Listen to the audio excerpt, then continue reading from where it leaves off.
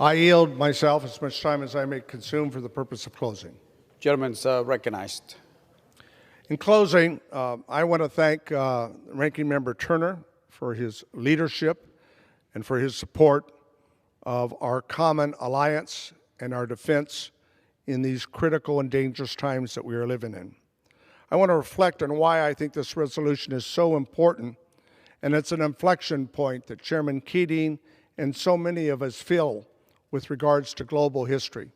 As I said, this is a test of our time as to whether or not democracies can be willing to stand together for the common values we share, for the rule of law, for a rules-based economy, and for all the freedoms we cherish that we share in common.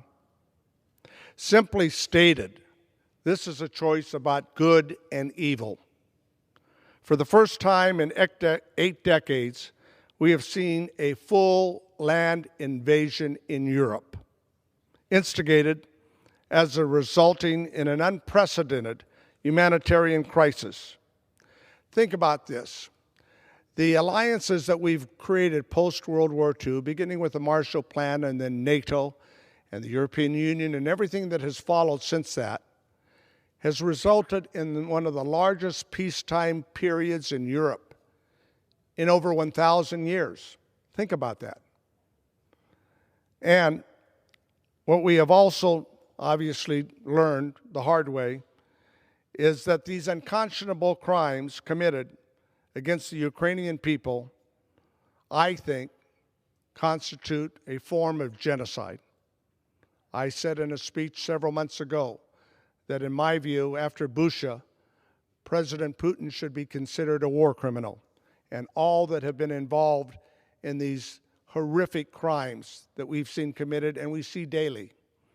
Hospitals, schools, apartment buildings, innocent children and citizens being attacked. So the brave men and women of Ukraine and their leadership, President Zelensky, has reminded us once again that we who share the common values of democracies must stand together. We are at the front lines in this fight for freedom, and Ukraine today is sadly paying the heavy price.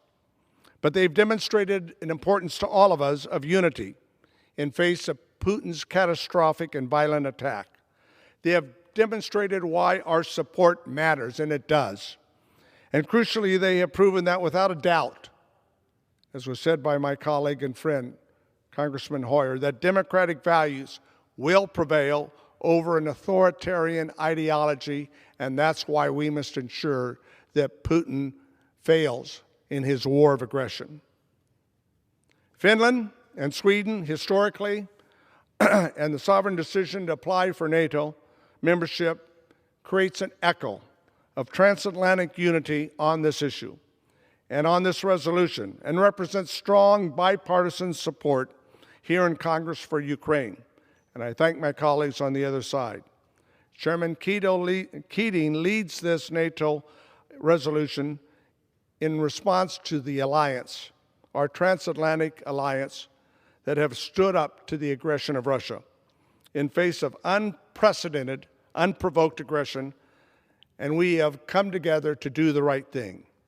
To my colleagues in the Senate, who will be taking up these articles of accession shortly, I urge you to demonstrate full support for Finland and Sweden to join NATO alliance. As to my colleagues in this chamber, I urge your support as well. This resolution so conceived so that the United States government can speak with one voice in the resolute support of our Nordic allies and unwavering support for Ukraine's fight for freedom and their democracy.